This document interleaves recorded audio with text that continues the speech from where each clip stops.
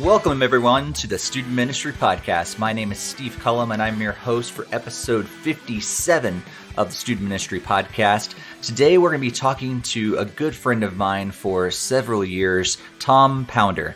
Tom has been in ministry for quite a while now, but has been doing a lot in the area of digital ministry, both for his youth group and for his church as a whole.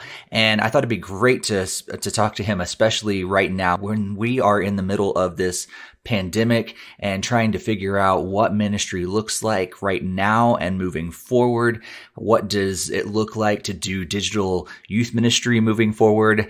Should online small groups and an online youth pastors and all that sort of thing, should it be a thing, or what's it look like? And so we're going to talk about his story and dive into all of that, but we're also going to talk about ministry moving forward in whatever we are in right now. And so I'm so excited for you to hear this story. But before we jump into all that, I want to thank you guys for continuing to come back over and over, and for recommending this podcast to your friends who are also in youth ministry. Thank you so much for doing all those things. And if you have not left a positive review, if you like what you hear and you haven't left a positive review on iTunes or whatever other podcast service you use, I would encourage you to do that. That helps so much, and that would be awesome if you did that. I also want to thank our sponsor for today's podcast, and that is G-Shades Student Curriculum. G-Shades is not only a curriculum, it's also a teaching strategy that's focused on helping students see everyday life situations through the lens of the gospel. Since the pandemic has hit so many churches hard financially, G-Shades is actually offering 6 months of their middle school and high school curriculum absolutely free, and that started on July 1st. Each series includes full message manuscripts, teaching manuscripts, small group guides, parent guides, Instagram devotionals, games, graphic slides, and even bumper videos. 6 months of G-Shades premium subscription is usually $140, but G-Shades is offering it to you for $0 to help you win with your lead pastor while churches begin to recover from this pandemic. So head to gshades.org to download 6 months of free youth ministry curriculum and tell a youth worker friend about it so they can also enjoy this awesome gift. Thank you so much, G-Shades. G-Shades, seeing life through the lens of the gospel. I also want to make sure you guys are following us on social media. So if you haven't done so yet, head to @StuMinPod, that's STUMINPOD on Twitter, at the Student Ministry Podcast on Instagram, and at the Student Ministry Podcast on Facebook. Be sure to follow us, like us, and all that stuff. We would love to have you on there, for that growing community on there. And if you haven't done so, you can also follow me at Steve Cullum on Facebook and Twitter and Instagram as well. But with all that out of the way, let's jump into this conversation with Tom Pounder. Well, thanks so much for joining us today, Tom. Glad to have you here. Hey, thanks for asking me to be on the podcast, Steve. Yeah. So we have had the privilege of knowing each other for, do you know how long it's been? It's over 10 years. I know that. Yeah, it's been quite some time. I mean, again, it all blurs together these days. It does. Yeah. So Tom and I have been Orange bloggers for a really long time. I'm pretty sure you were actually the one that originally reached out to me to be a part of the team, if I remember correctly. And remember you and Matt, I think, were the kind of my go-to people when I was first joining the team and everything. So yeah, that was like over a decade ago. So it's crazy. Yeah. It's awesome doing that kind of stuff. Again, you and I have never, well, actually, no, we have been in person numerous times because of going to the conference and everything like that. But just be able to communicate a lot with Twitter and other social platforms. It's kind of cool to keep up with you and see all the great stuff that you're doing on your blog and stuff. So. Well, thanks. And thanks for being a part of the decision-making process that added me to the team years ago. I've really been enjoying being a part of that team over the years. But So I know you fairly well, but maybe our podcast listeners don't know much about you. So I'd love to hear your story a little bit, how you maybe came into relationship with Christ and got into ministry. Yeah, great. Well, I live in Northern Virginia, so it's basically about 20 minutes outside of DC. And I actually was born and raised here, which is abnormal for DC because DC is a very transient area with the military and government and all that stuff. People come and go every 4 years or so. So it's odd for people to be there long term. But my dad actually, I was born in 1975. And so back then, being a part of the CIA you were called working for the government. And so my dad worked for the government, aka the CIA, for like 30 some years. So he's from Pennsylvania. So he moved down here. Him and my mom had my brothers and I. And so we just stayed here. There's lots of cool opportunities down here in Northern Virginia. But I grew up here. We spent a few years overseas for stuff in the early 80s, but then came back here. And, my family always kind of went to church, and they were always believers. My mom and dad just went to church all the time. And it was kind of cool to be a part of that. But, God was really never a part of my life growing up, really. I mean, again, I had good morals, I would say. Like, I would do the right thing all the time, but I would never correlate it with I did these good things because Jesus was in my life, But I do remember very specifically praying a prayer with my mom, and I have a twin brother. So I have an older brother, a younger brother, and a twin brother. I remember praying a prayer. We were making Christmas cookies with my mom, and we asked my mom, how do you have Jesus in your heart? Like, how do you get Jesus in your life? We must have heard something at Sunday school or something like that. And so my mom said, just pray this prayer with me. And so we did. And ever since that day, I pictured a little Jesus in my heart. Like as an 8-year-old, 9-year-old kid, I'm like, I just picture this Jesus actively living in my heart right there. But again, Jesus was never really important in my life. We would go to church. I was never really involved with youth group at all until about my sophomore year in high school, when we got this new youth pastor. I went to an Episcopal church growing up. And so this new youth pastor came in. He was young. He was crazy. And he took an interest in my brother and I and some of our friends. And so we kind of hung out, and we would do some fun things. He would also talk to us about Jesus more, and it became more interesting, but still, like, I was in high school. I was playing baseball. I was going to all the football games. I was like, actually, my senior year, I was voted most spirited male. My brother and I were most spirited males in our senior class. We just loved going to all the stuff and be like big rah-rah guys. But I remember the summer between my junior year and senior year in high school, my mom signed me up for this mission trip. Actually, my twin brother and I up for this mission trip. And we never went to any youth group related. So for my mom to sign us up for this mission trip, we're like, Mom, what are you doing? Come on, Mom. But God bless her soul. She signed us up, and my twin brother did not go, but for some reason I decided to go. And that changed my life, because I realized that right then and there, serving other people and helping other people was what gave me fulfillment in life. Like, I had a good life. My parents treated me really good. Again, loving family. They were godly people, but it was their serving people that gave me a purpose and a fulfillment in my life that I've never had before. And I attributed that to Jesus. And, I looked at my youth pastor and I said, man, if this guy gets to do this for a career, like, this is what I want to do. I would love to do this. Now, I didn't immediately become a youth pastor, but what I ended up doing was I started getting more involved with church stuff. I started going to youth group.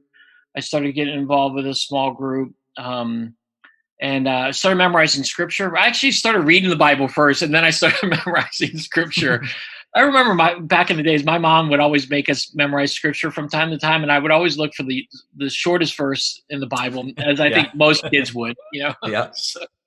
But this one I actually played along with, and I really loved memorizing scripture. It was I I did the TMS stuff from the Navigators, the topical memory system, and that was really cool. And again, even though so I became really involved and I took my faith seriously. It was a huge spiritual growth year for me, but I wasn't a career for me yet. I love computers. Growing up, I loved computers. I remember my very first computer we had at home was an IBM PS2 in the late 80s. It was the one with the first hard floppy drive kind of deal, not the big one, but the hard, smaller one. And I remember, I think it had 512K as the hard drive. That's the hard drive. Yeah.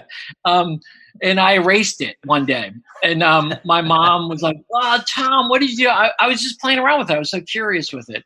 But I had a huge heart for computer stuff. And so I went to college actually with the idea of being a computer major and doing something with computers. But again, my freshman year, I just had a kind of a crisis of faith a little bit, where I took a religion class and they were teaching stuff that I wasn't familiar with. I didn't know. And I was like, this is odd to me. And this didn't seem right to me in some ways too. And so I would call my pastor and I call my youth pastor and just like, what's going on here? What's true? What's not true? And it gave me a real thirst and hunger to study the Bible more. Again, even though I was doing Bible studies and all that kind of stuff, I never really dug into it and learned about it. And so at that point I said, I don't want to do computers anymore. I want to study the Bible. I want to learn how to do this, and I want to be a youth guy. So I transferred colleges. I ended up graduating from Messiah College. And then in 1997, I got my first job as an intern. I made $15,000 a year, no health insurance, nothing, full time. And I was living the life. I loved it. I loved every moment of it. I was a middle school intern. And I will say to this day, now at 45 years old, I still love hanging out with middle school kids more than I do high school kids. There's something different about those kids. I love hanging out with high school kids, but the middle school kids is different. And I didn't want to become a middle school intern. But that was the only position available. And so I prayed about it. And that was one of the first few times I really felt peace, that God gave me peace on a decision that I needed to make. And it led me down the path to where I became a middle school minister. I worked with Young Life for a little bit. Then I became a youth director at a church where I served for 7.5 years. And now I've been at New Life Christian Church for almost 10 years now, serving in a variety of positions. I started off as family minister, then student minister only. Then now I'm doing student and online ministry. And I've been doing that for about 5 years now. So that's kind of a little bit of a story of how I got to where I'm at right there. Yeah, so that's cool. Thanks for sharing. Yeah, I didn't actually realize that our stories are somewhat similar, where God actually stopped me from starting a college degree in computers. So I didn't get to my freshman year in it, but I was heading down that path as well. And he changed my path right before my freshman year. But I was heading down that same direction. I think we may have had that same computer. My grandpa actually was the one that got me connected. And I remember he had an old Tandy computer. And I remember when he switched over to from the actual floppies, the hard floppies. And yep, I remember that's still the same day that he got home, and I think we had a Windows 3.1 on that computer. And I remember him being really, really excited about having a 1 gigabyte hard drive. He's like, I'm never going to fill this up. Yes. That's what we always say. We're never going to fill it. Yeah. Never. So I love the fact that that you do both student ministry and online ministry. So unpack that a little bit. Like, what does that look like for you? I know we are in, weird times right now with all the COVID stuff and everything. So maybe your typical ministry is not what is actually happening right now, but I'd love to hear what does your ministry structure look like? What's that look like for you on a day-to-day basis? Yeah, no, that's good question. So about 5 years ago, we got connected. Our church is really connected with Exponential, the church planning conference. And so they approached us. They were doing some stuff with live streaming and doing some live streaming on their end for their conferences. And so we started dabbling with it, and then they ended up giving us their equipment. They said, "Can you store this equipment and we just use it whenever we need it?" We're like, "Okay." And Nice. So my executive pastor came up to me and said, "Hey, Tom, I'm the student minister at this time." And he's like, "Hey, Tom, you're on Facebook all the time. Why you want to be our online campus pastor? We're going to start this online campus stuff." I'm like, "Okay." I'll think about it. And he's like, "Yeah, just pray about it. Just pray about it." 2 days later, he and I are in another meeting with a few other people, and he's like, "Yeah, Tom is praying about this being our online campus pastor." And I was kind of surprised by it. He just openly said, "I thought we were just going to keep it between the two of us that we were praying about this." And then literally a week later, he said in another meeting, "Yeah, Tom is going to be the online campus pastor." And so didn't wait for your answer. Yeah. And I mean, here's the thing, Steve, about me is that I love computers. I love tech stuff, but I don't know all the technical stuff of it. I mean, again, I know enough to get myself in trouble, but I don't know all these tech stuff. And so we started the process of getting our live streaming working together. And that was our first step of what we wanted to do. And so I worked with a team of people who knew all the technical side of things. But it really started off, at first, it was really easy to juggle student ministry and online campus stuff because we were just live streaming our services. We used the Church Online platform, which made it easy and it's free. And we'd throw it up there. We'd get a few chat hosts and bam, we got Sunday services. It's great. But as we started to develop it a little bit, we started looking at online discipleship. Again, we called ourselves a campus. And so if we were just a campus, we had to do, I felt like, some discipleship stuff. So what were we going to do with discipleship? And so I looked at a few different options at that time. Again, this is 4 or 5 years ago. We've come so far. I mean, it seems not that long ago, but it really is. Like, in regards to church online stuff, we've come so far in the past 5 years. But I started off doing Google Groups, and we would start Bible studies with Google Groups. And what I liked about it was I would post a lesson on Monday, and then we would have all week to process it through. So what we wanted to do is we wanted to take Sunday morning viewers and invite them to these discipleship groups to encourage them to take steps of faith. And we did Google Groups at first. It worked out well, but then as technology got better, Facebook groups was definitely a better option for us. So we started doing some Facebook groups. We started doing text in church kind of groups where we would text out Bible encouragements, and we would encourage them as they got closer to Christmas or as they got closer to Easter.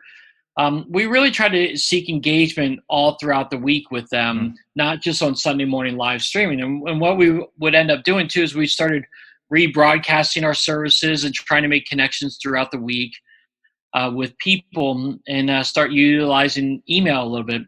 Well, as we started doing more online stuff, the student ministry stuff, which was there and now, which I was getting paid full time for at that time, even AMP and all this other stuff, it made it really tricky. Now there's some overlap, obviously. When you're doing student ministry, you're on Facebook, Sure. connecting with parents. You're on Instagram, connecting with kids, and Snapchat or whatever else. I mean, TikTok. I actually love TikTok right now. I mean, are you on TikTok?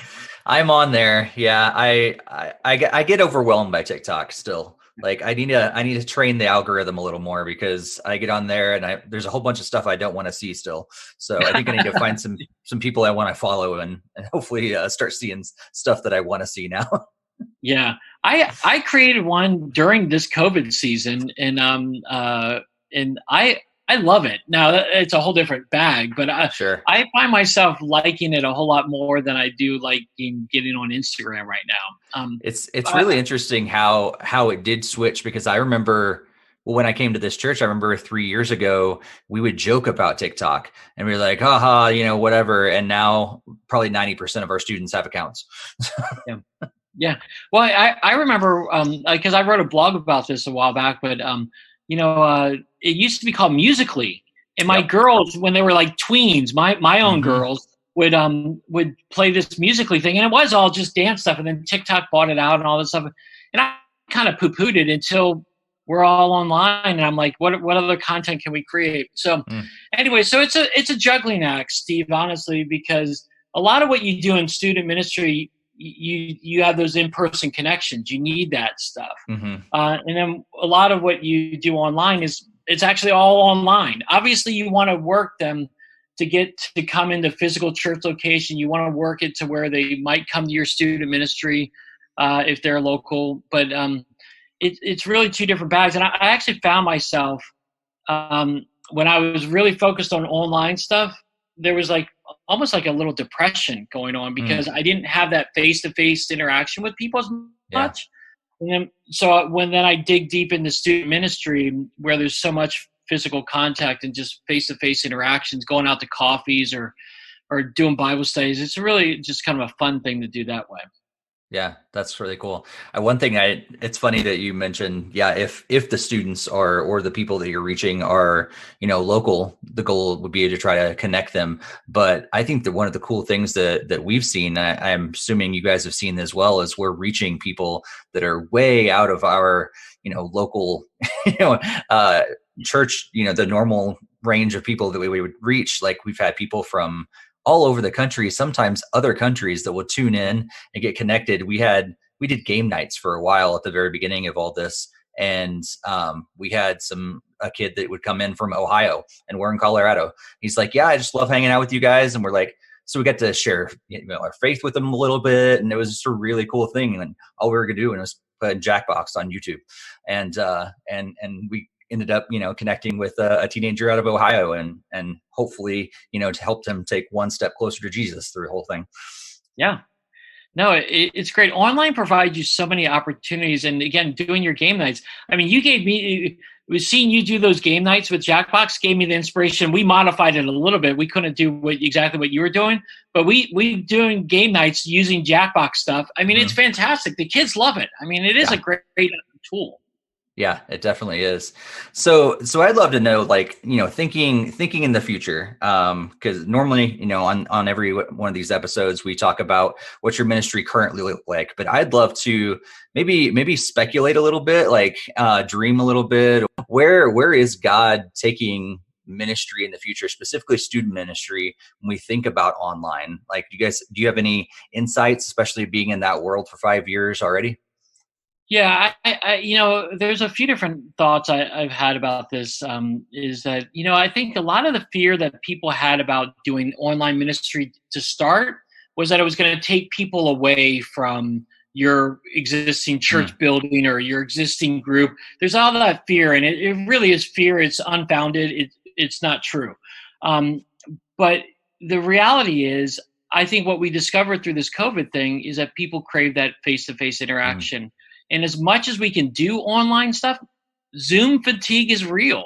Online fatigue is real. And if everything you do is online, it's not going to be effective. I don't know what your stats were, Steve, but in our group, we started off pretty good in our student ministry, everyone on Zoom. Now, it wasn't everybody that we would have in our groups on Zoom, but we had a lot of people. And then slowly but surely, I mean, and I told our leaders, I said, guys, if we're not meeting in person in some fashion, we're going to lose our kids. We are going to absolutely lose them. So I know it's dangerous. I know it's hard to get out there and be with kids. You're risking stuff, but we have to be with kids. And so, again, we've discovered and experimented a lot with the online stuff, but I think the one thing I'm taking away from it is you need to have a balance. Now we have an opportunity to do more online stuff, but we have to have that balance of the online with the physical connection. One of the things from COVID was there were a bunch of things I wanted to do, and I don't know if this is true for you and your ministry too, but there were things that I always wanted to do. Like, for instance, I always wanted to do a YouTube youth group. Like, I always wanted to put it up on YouTube, and I said, I never have time for that. I can't do that. But now I had time, and I figured it out. Now, for our ministry, it works for our context. And so we just started doing a YouTube Wednesday night midweek service. And again, it didn't go crazy. We didn't get hundreds of people there, but we got a good amount of views. And it left me thinking, this is something we need to continue to experiment with and work with YouTube, is that kids are on it. One of the stats I saw recently was that kids spend 85 minutes a day on average on YouTube. They spend 80 minutes a day on average on TikTok. Now, if you're at my house, Steve, you'll know that they're on that way more than 80 and 85 minutes. But that's the average. And so these kids are on these video platforms. And so how can I create content to supplement what we're doing in person? It's not even reinventing the wheel. What I've been doing, Steve, is that I've been taking messages that I would give in person and just record them on video and then put them out on content with YouTube. And then I would actually try to shrink it. I haven't been able to do this on all of them, but I would shrink it and put a minute of it on YouTube, Instagram, and a minute of it on TikTok, and just try to put the content out there to see what we can get. Because again, I think, like you said, with your game nights, getting exposure from different states, you're going to get exposure. And whether someone comes to know Jesus at my church or at your church, if they see something online, maybe that's a seed planted that is something good. So I'm really taken out of this YouTube and TikTok and these video content stuff. How can I create content to share out with them and try not to trying to replicate what I'm already doing and not create extra work? Because honestly, we're going to go back to some sort of thing eventually. And again, I'm already starting to do some things in person, but you got to find the right balancing act. And that's a key thing right there. Yeah. And I think that's the big thing that keeps coming back into my mind as a church as a whole, but specifically in student ministry, that if we've kind of figured out that online ministry is a real thing and it should be a real thing moving forward, then continuing to put a lot of solid effort toward that is a really good thing. We should be doing that as a church.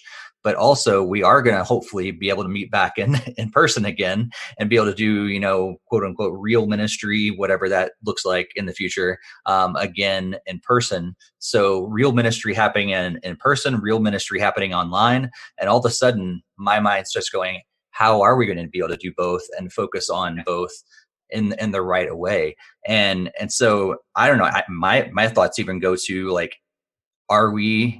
should that be something as we build our church staffs, as we build our student ministry teams? Should we be recruiting specifically online people like volunteers and eventually staff people to focus on that area? I don't know. Yeah. Any thoughts about that? I actually do. Because it was so funny.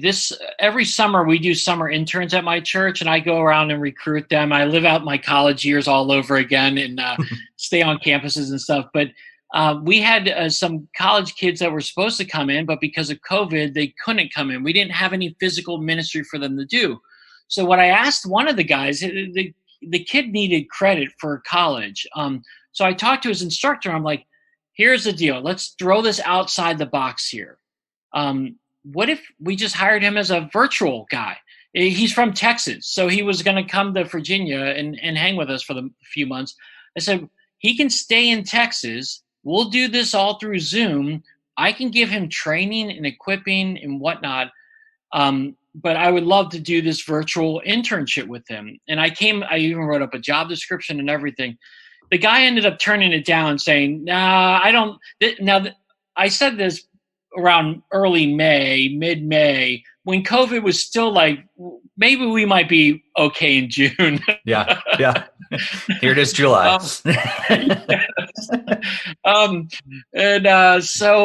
But he wasn't buying it. He said, no, this kid needs in-person connection. I've got him set up for something in the fall, which who knows if they're going to even be able to do that in the fall. Right. But the reality is, I think there's real opportunities to do virtual ministry and to hire people virtually. Obviously, I don't think that's as ideal, but I think as we go down this path a little bit more, people aren't like, I mean, I have some really strong core students in my student ministry that are not coming outside. They're staying inside. Their parents will not let them come outside. And so there has to be a way for us to virtually minister to them. And I think there is an opportunity. It still has to get flushed out, but I think there's opportunities to do virtual student ministry in some capacity where you have a guy that's dedicated just to that. Yeah.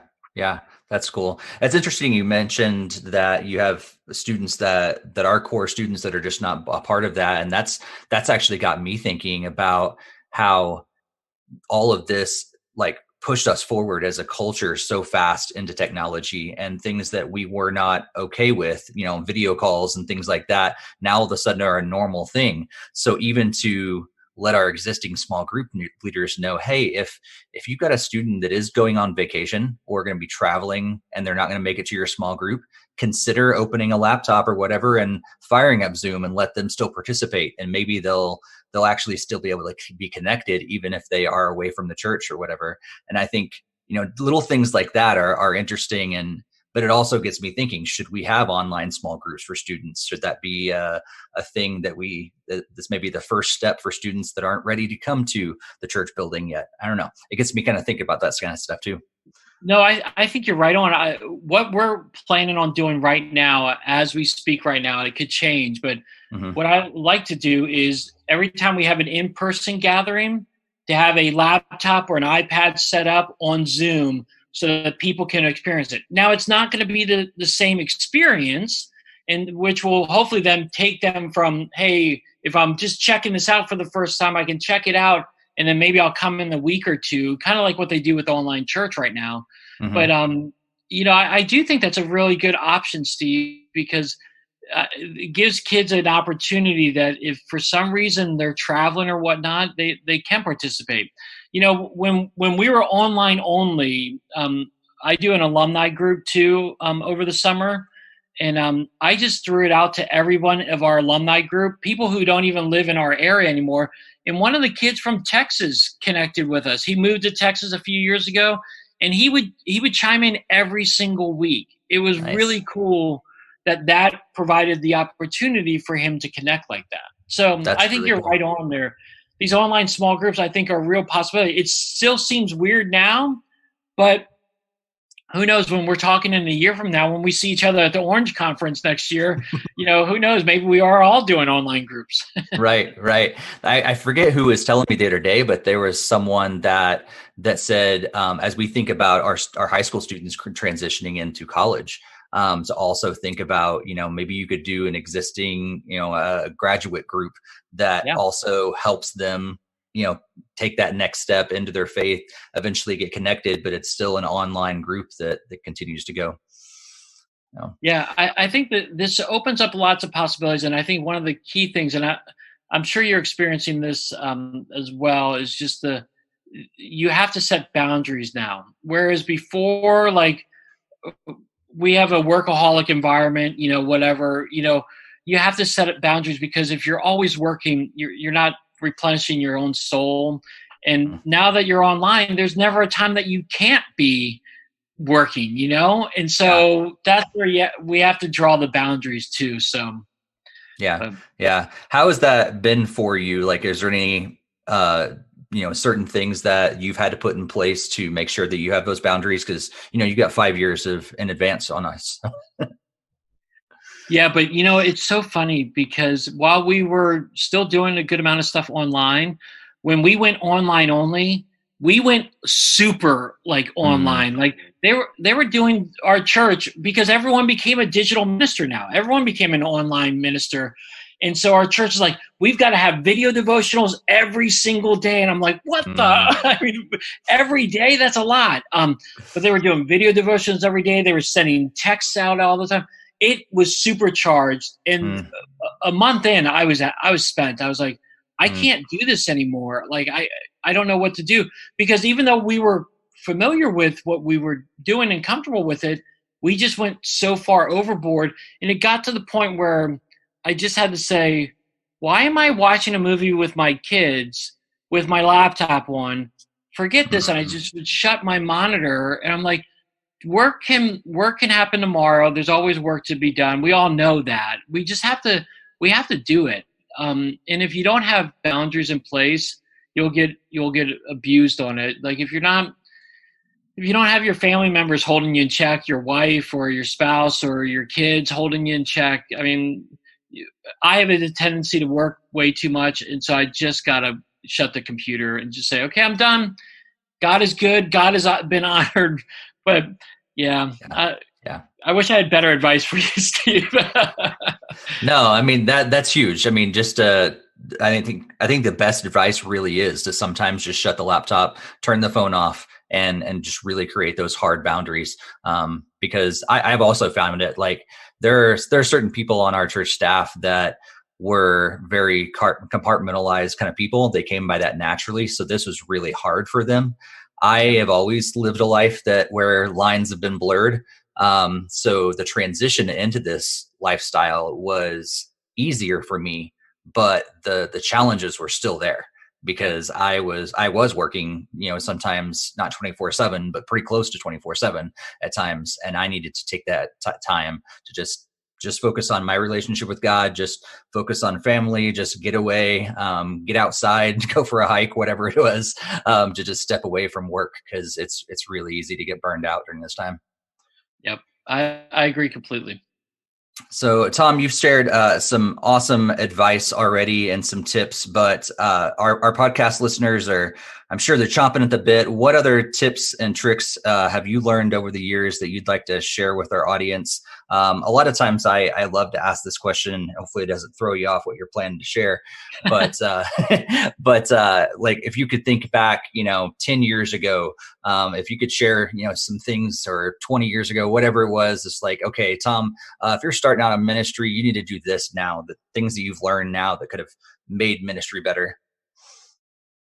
Yeah, one thing I did a lot, and this does tie along with what I was going to say, is, one of the things I would do a lot is I would see what's trending for like what techniques or tips or whatnot, and just go after that. I don't know if you remember when live streaming first came out, Steve, but Meerkat was the premier thing. It was released at South by Southwest. Everybody was on Meerkat. I gotta get on Meerkat. I gotta do these live videos now. And then Periscope came out, and then they got absorbed by Twitter and then Facebook. The point is, don't chase after the fad just because it's there, or the trend just because it's there. If it doesn't fit into your ministry context, don't use it. Like TikTok didn't fit into our ministry context until COVID hit. Now I have really cool ideas on how I can utilize TikTok. And now I'm using it for ministry. I'm not using it for my own personal use, although sometimes I can get sucked in when I'm scrolling through this. Right. But same thing with Snapchat. For years, I resisted Snapchat. I wasn't going to be about Snapchat, just at a thing, whatever. But then I started fooling around with it a little bit, and I started experimenting. I found that it was a good way for me to communicate with some kids. And so, like the tendency is to chase after what's hot and what's going on right now. But if it doesn't fit into your ministry context, don't use it. Again, utilize what you can, because if you do everything, you're not going to do anything well. And so, and that's what we're juggling right now. It's like, okay, so as we're coming out of this, what are we going to be able to continue to do? And that's why was the big thing I learned too from this is think about sustainability. What can you sustain over time? This YouTube youth group event is something we can, I believe, sustain over time because it's only 30 minutes long.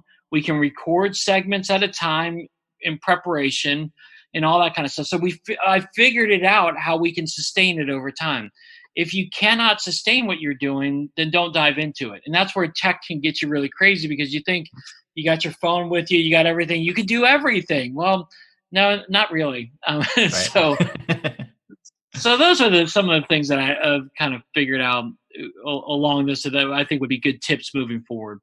Cool. Thank you so much. That's huge. Because I think, like you said, like a lot of churches, a lot of ministries, I kind of got overwhelmed by some of the groups that I'm in. I'm sure you probably did too. Like everybody's like, I have to do something all the time, every day, all the time. Like, did you do that before? Like, what's this different now? Like, but there was this desire to like have everything and do everything, and it definitely got overwhelming. So yeah, being selective, thinking about sustainability, those are huge things for sure. Yeah. Tom, I'm sure that people are going to want to connect with you. They're going to want to pick your brain a little more, and you've got a blog, you've got your own podcast as well. So plug away. I would love for people to check out your stuff. Well, if you want to ask me a question, I live on Twitter, and I know that's not the cool thing to do, but I love Twitter. So my Twitter handle's @TAPounder, and I'm happy to talk to you on there as well. I do a blog. It's ymsidekick.com. I talk about student ministry and social media stuff, basically. And then I run a Facebook group, Digital Bootcamp, which we talk about digital tools. That's pretty fun for me to do and talk. And any minister can kind of be a part of it. So those are the things I kind of hang out with. Cool. And you can always check out Tom around Orange Conference, and yes, we blog like crazy, and maybe around the Youth Works Convention, and again this year if we're able to meet in person. Who knows? I don't know. I hope I can go to that thing, but who knows? You're right. Yeah. I was telling our students the other day, I was like, well, I'm supposed to be in Ohio in November, and they're like, ooh, I don't know if you should go there. Yeah. But yeah, hopefully we'll be able to meet in person again soon, and go to things like the convention and Orange Conference and all that stuff. Yeah. But Tom, thanks so much for being on. I appreciate you and your encouragement and our teamwork over the years, doing stuff online and all that you're doing for your students and your church there in Virginia as well. And may God bless your ministry. Hey, thanks, Steve. And you too, man. You're an encouragement to me as well. Thanks again for being here for episode 57 of the Student Ministry Podcast. If you haven't done so yet, be sure to follow us on social media. You can also follow me on social media. And while you're doing that, if you have someone that we need to talk to in a future episode, be sure to shoot us a link to their profile, send us a name, send us an email, whatever it is, and say, hey, this person definitely needs to be on a future show. You need to hear their story. And so does the world of youth ministry. They need to hear their story. So be sure to shoot us some names. That'd be awesome. And also, we want to thank our sponsor for this episode of the Student Ministry Podcast, and that's G-Shades. If you haven't checked out their website yet, gshades.org, especially right now, because starting on July 1st, they started offering 6 months of curriculum for free. So just head to gshades.org. And thank you so much, G-Shades, for sponsoring this episode of the Student Ministry Podcast. We're going to be back again with another interview. We're going to keep this rolling. So again, if you know someone that we need to talk to, make sure that we know. But in the meantime, make sure you share this with other youth workers. Make sure that you subscribe to us and get the word out to other people. It just helps more people hear the awesome stories that God is doing in the lives of all these youth workers. I just get the privilege of being able to talk to them and hear what God is doing and then share them with you. So thank you so much for allowing me that opportunity. And like I said, we'll be back again on the next episode with another conversation with another amazing youth worker. But until then, may God bless your ministry.